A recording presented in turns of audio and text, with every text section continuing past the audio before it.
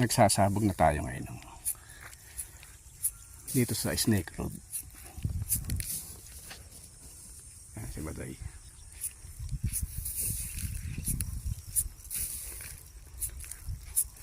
Sabog sa tuyo.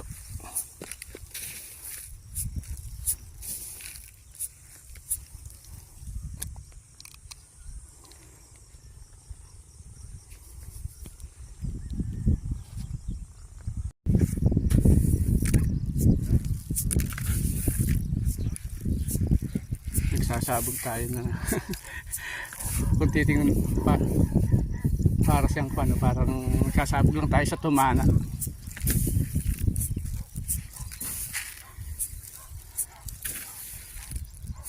January 6 ang ating pagkakasabog.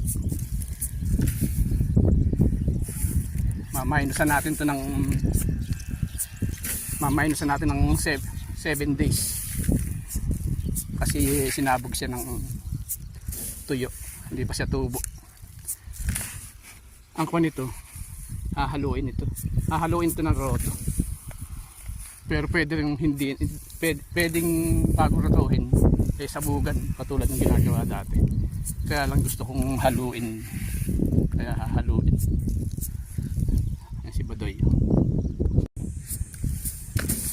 Medyo mamasa-masa pa yung lupa nitong tabing Kamatsili.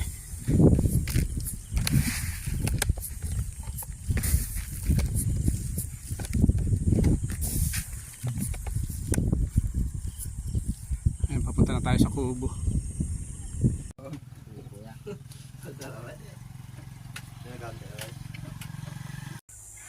Narito na tayo sa Barangay San Juan. 4-auto naman yung ikakana natin dito. Ito yan. Ayan. Ayan si Baday.